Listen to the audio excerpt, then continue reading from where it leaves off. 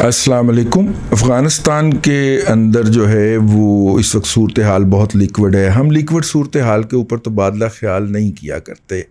जब वो सूरत हाल अपने अंजाम को पहुंच जाती है तो हम फिर उस पर बात आपको बता दिया करते हैं। अफ़गानिस्तान के जो है अबलागी महासन के ऊपर हम बात ज़रूर करते रहते हैं। इस वक्त जो है वो इंडिया जो है उसके तमाम जितने भी मीडिया आउटलेट्स हैं उनके कॉरस्पॉन्डेंट तो मौजूद हैं काबुल के अंदर और वो रिपोर्टिंग भी कर रहे हैं।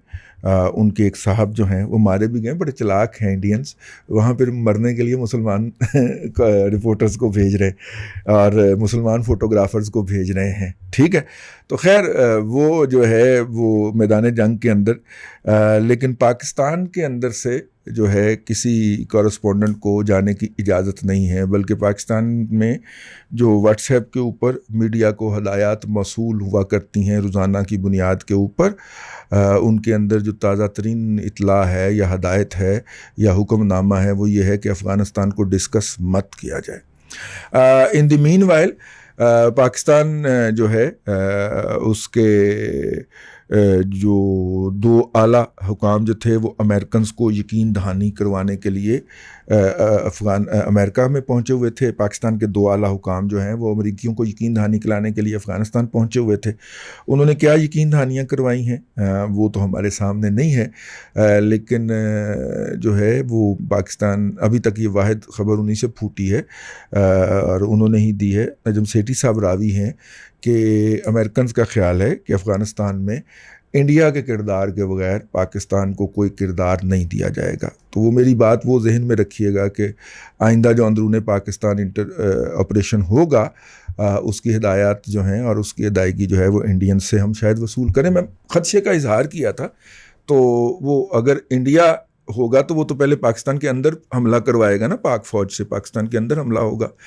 तो अब पता नहीं वहाँ पे क्या हुआ है, लेकिन नजम सेठी साहब रावी हैं कि इंडिया का किरदार जो है वो अमेरिकन तलाश रहे हैं और पाकिस्तान से कहा गया है कि आप इंडिया को इसमें अकोमोडेट करें। अगर आपको मैं ये याद दहानी करवाता चलूँ कि जब से ये अफ़गानिस्तान का इशू है और इसके ऊपर मुज़ाकरात चल रहे हैं तो पाकिस्तान के अंदर एस्टेब्लिशमेंट के हामी और उसके तर्जुमान जो हैं वो इस बात के ऊपर बगलें बजा रहे थे कि जनाब भारत जो है वो उसका कोई किरदार नहीं है, भारत की इन्वेस्टमेंट गॉन, ठीक है ना, उसकी इन्वेस्टमेंट ज़ाया हो गई।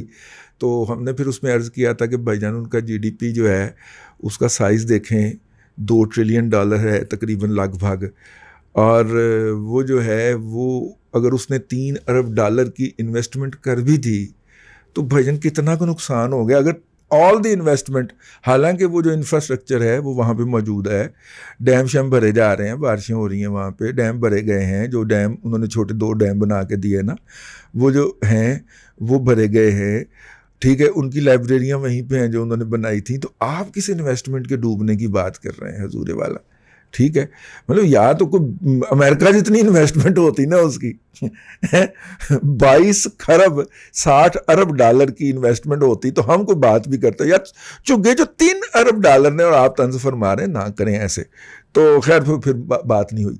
लेकिन इंडिया की anti India bashing visa Vs Afghanistan वो भी गुज़िश्ता उन दिनों से नहीं हुई जब से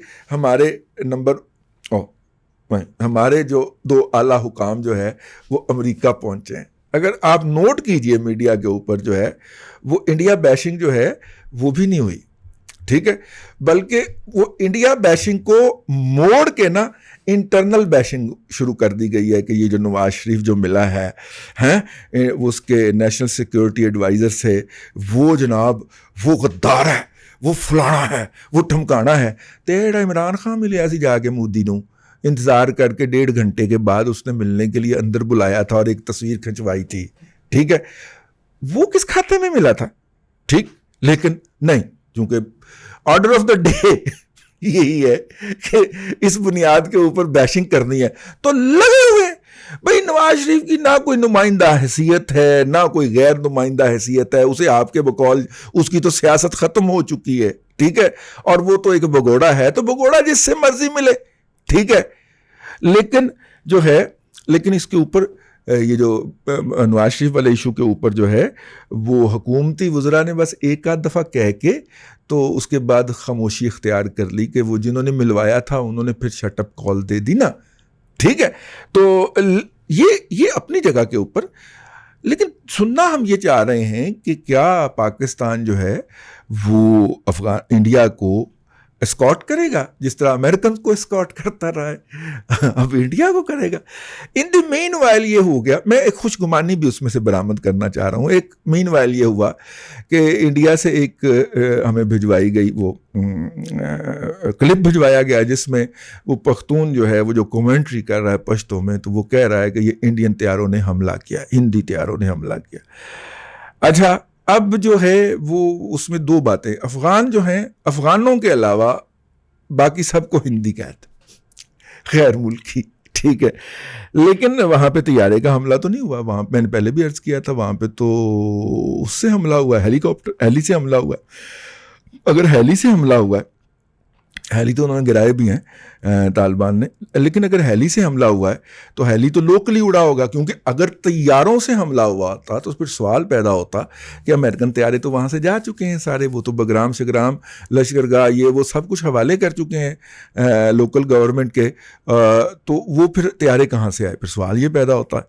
अच्छा, सवाल पैदा होता है कि वो क्या ताजिकिस्तान से आए, लेकिन ताजिकिस्तान के अंदर तो ऑपरेशनल नहीं है अभी, ठीक है, वहाँ से तो इस तरह का कोई ऑपरेशन नहीं हो रहा, अड्डा है लेकिन वो लिमिटेड पर्पसेस के लिए इस्तेमाल हो रहा है। हेलीकॉप्टर इतना लंबा उड़ नहीं सकता, ठीक है। और इतना ताजिकिस्तान को अगर देखा जाए तो इतनी जूस से जो है वो तैयारे, वहाँ पे तैयारे हैं ही नहीं, मतलब कि इस तरह के नहीं हैं जिस तरह के अगर हम उन अटैक को तैयारों का अटैक समझें तो क्या ये तैयारे जो हैं ये बहरी बेड़े से उड़े होंगे? नहीं, ये वाले जो थे खा वो ईरान से गुजर के आए या पाकिस्तान से गुजर के जाएं, दोनों सूरतों के अंदर वहाँ पे नहीं पहुँच सकते। अच्छा, तो क्या ये पठानकोट से इंडिया से उड़े थे? तो अगर पठानकोट इंडिया से उड़े थे तो क्या पाकिस्तान से ऊपर उठ के गए होंगे? ये अब हमारी डिक्लेयर्ड पॉलिसी तो नहीं है कि हम इंडिया को इस तरह की कुरादारी दें और कि वो जनाब उधर से उठ के, अगर इस तरह की पॉलिसी होती तो हम 9/11 के ऊपर अमेरिकन को अपने अड्डे क्यों ऑफ़र करते, और हम अदरवाइज़ तो इंडिया जो था वो अड्डे ऑफ़र करके बैठा हुआ था। तो अगर हम ये वाली राहदारी देते तो इसका मतलब हमने नहीं किया ये इस तरह का, इसका मतलब ये तैयारे का हमला हुआ ही नहीं है। वो फिर तस्दीक आ गई तालिबान की तरफ से और उन्होंने कहा कि नहीं, हेली के हमले, और हेली हमने गिराने शुरू कर दिए हैं। और फिर उन्होंने वो हेरात का एयरपोर्ट जो है उसको भी डिसेबल कर दिया, 2-3 बम मारे, क्योंकि उन्होंने कहा जी यहाँ से ये उड़ते थे। तो इस वक्त हेरात में लश्करगाह जो कि स्पिन बोल्दक में वाक़या है, एक जगह है। वैसे बाय द वे ये दूसरी जंग अजीम के अंदर एक अड्डा बनाया था गोरों ने, बरतानवी गोरों ने, और वहाँ पर इन्होंने अपने कोई 20,000 या 1,20,000 फौजी जो थे वो पूरी जंग अजीम के दौरान रखे थे, और फिर उसको उसी तरह खाली करके गए थे जिस तरह अमेरिकन बगराम को खाली करके गए। लेकिन उसका नाम पड़ गया उस वक्त से लश्करगाह, तो वो लश्करगाह ही चला आ रहा है। वो वहाँ पे फिर पूरी आबादी हो जाती है ना इर्द गिर्द, तो आबादी तो अपनी जगह पे रहती है, लोकल लोगों की जो आबादी हो जाती है, तो वो जो हो गई थी वो फिर शहर बन गया। और वो उन्होंने अपनी जो उस वक्त कैंटोनमेंट आबाद की थी वही वाली सड़कें और वही वाला इंफ्रास्ट्रक्चर यूज़ करके तो एक अच्छा शहर। तो खैर अब उसके ऊपर जो है जंग जारी थी सुना है। और इसके अलावा जो है एक और जगह भी थी जहाँ पे ये जंग हो रही थी। ये 3 जगह जो हैं वहाँ पे इस वक्त ये उनके दरमियान जो है वो जंग हो रही है। तालिबान की पॉलिसी क्या है कि एक से मुख्तलिफ महाज खोले जाएं और काबुल जो है वो अपनी स्पेशल फोर्सेस जो है स्पेशली ट्रेंड जो हैं वो वहाँ पे रवाना करे और उनको स्प्रेड किया जाए, क्योंकि वो सारी 10% हैं। 3.5 लाख में 10% कितनी हुई? नहीं, 2 लाख फ़ौज है ना, 1.5 लाख तो पुलिस है, तो 2 लाख फ़ौज के अंदर 20,000 हुए। चलें करा के आप 30,000 लगा लें, तो 30,000 को अगर 30 जगहों के ऊपर फैलाना पड़ गया, और ये अशरफ गनी को पता है, इसलिए वो जो हिरात के अंदर साहब बैठे हुए हैं जो कि साबिक मुजाहिद हैं और जो तालिबान की कैद में भी रहे और हिरात के गवर्नर भी रहे, वो कह रहे हैं जी मैं अशरफ गनी से बार बार बात कर रहा हूँ, उसको कह रहा हूँ बैकअप भेजे, वो नहीं भेज रहा और अभी तक बैकअप पहुँचा नहीं है। और अशरफ गनी साहब इस पे हैं कि मैं अपनी फ़ोर्स को फैलाऊँ ना और इसको रखूं, महफूज रखूं, क्योंकि अगर फैल गई तो इनको वापस नहीं आने देंगे। अगर मैंने भेज दिया तो वापस जब आएंगे तो वो 10 में से 7 ही आएंगे और उनमें से भी 3 इंजर्ड होंगे, तो वो नहीं, ठीक है। तो उनका ख्याल ये है कि नहीं, मैं इनको काबुल को मजबूत करने के लिए रखूं और मैं सितंबर के बाद 1 महीना काबुल का कब्ज़ा सस्टेन करूं। आगे फिर सर्दियां आ जाती हैं, सर्दियों में जंगबंदी, अनडिक्लेयर्ड जंगबंदी हो जाती है। वैसे पिछले 2 सालों से तालिबान ने की नहीं है, लेकिन हो जाती है। तो इस तरह मैं कुछ 6 माह सर्वाइव कर जाऊंगा। इन द मीन वाइल मैं कुछ रोना पिटना पा के इंटरनेशनल लेवल के ऊपर के बाय फोर्स कब्जा करने जा रहे हैं। और सहरा खानी साहब ने भी बाय फोर्स कब्जा की मुखालफत कर दी, लगता है असाइनमेंट मिल गई उनको भी, ठीक है। और सहरा खानी साहब भी उसी असाइनमेंट पे है ना कि पाकिस्तान के अंदर नया ऑपरेशन शुरू करवाया जाए, ठीक है। तो CNN को इंटरव्यू देते हुए तो माशाल्लाह क्या शहद टपक रहा था मौजूदा हुकूमत के लिए। मेरा ख्याल है या उनके सेंटर जो है वो तो थिंक टैंक है, उसको कोई असाइनमेंट मिल गई है या कोई राब्ता शाब्ता हो गया। वैसे हुसैन हक्कानी साहब ने तो बड़ी कोशिश की थी कि मुशर्रफ साहब भी अपने उर्दू स्पीकिंग हैं और हम भी, तो एडजस्टमेंट हो जाएगी, ठीक है। तो उन्होंने दिया भी था जी, ये FBR की PR शिप का कॉन्ट्रैक्ट इन्हीं की पार्टी को, इन्हीं की कंपनी को दिया था, जो इनकी PR कंपनी थी। इन्होंने एक PR कंपनी भी बनाई हुई थी, हाँ। तो वो तो फिर ज़रा एडवाइज़रशिप और मिनिस्टरशिप के उम्मीदवार थे, तो वो मुशर्रफ साहब के साथ उनकी दाल नहीं गली। मुशर्रफ साहब उनको उनके बैकग्राउंड के बायस या उनकी तालब इल्माना जो, क्योंकि वो ज़िया-उल हक के लेवल दौर में तख्लीक पाए थे ना, हाँ, हक्कानी साहब।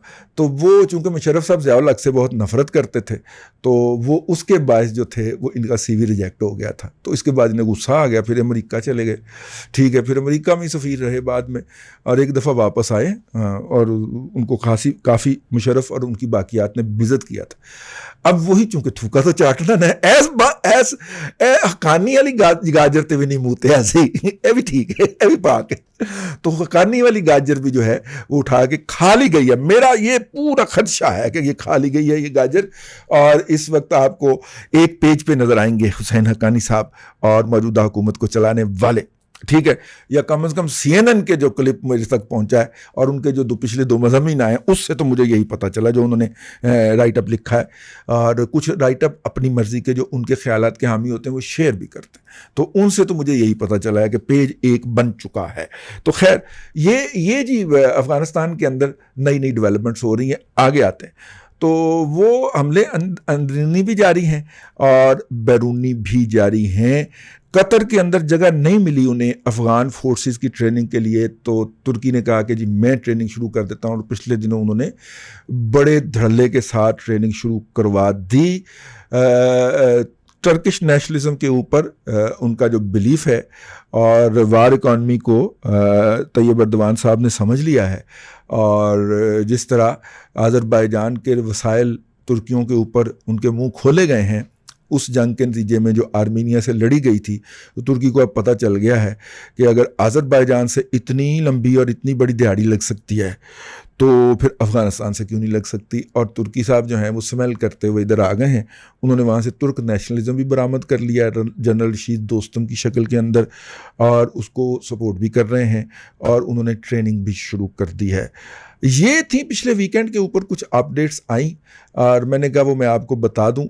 अफ़गानिस्तान के अंदर जो इस वक्त जंग हो रही है, वो जंग के ऊपर अफ़गानिस्तान की हुकूमत जो है जो हमले करती है वो हेलीकॉप्टर से करती है।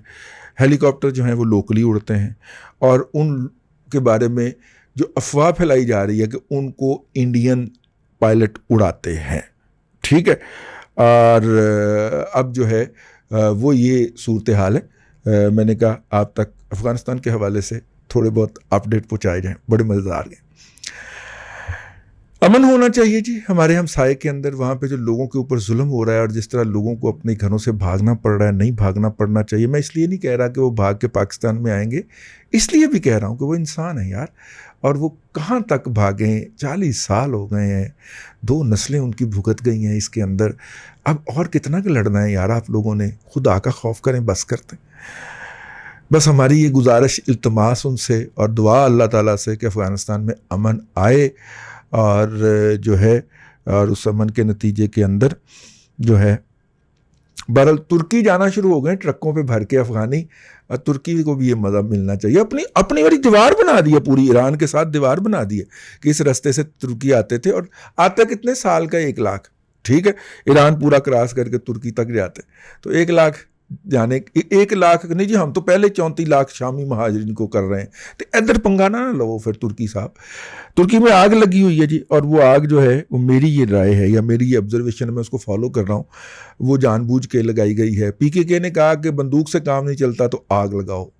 तुर्की, मुझे लगता है ये PKK की कार्रवाई है, और उसने ये तुर्की के मुख्तलिफ इलाकों में 1/4 ऑफ तुर्की के अंदर उन्होंने जंगलात में आग लगा दी है, और इस वक्त बड़ी खौफनाक सूरत हाल है। ये तालिबान दियाँ बददुआवां ने पाई ठीक है, तो अर्दवान साहब जो हैं ये समझें, ठीक है, ये बददुआएं लग रही हैं आपको, आग नहीं लग रही, ये बददुआएं लग रही हैं, तो ये ना बोंगी मारें। हम अब भी इसी करते हैं, क्योंकि पाकिस्तान ने कुछ नहीं कमाया जी उसमें से, ठीक है, पंगा लेके पाकिस्तान ने कुछ नहीं कमाया।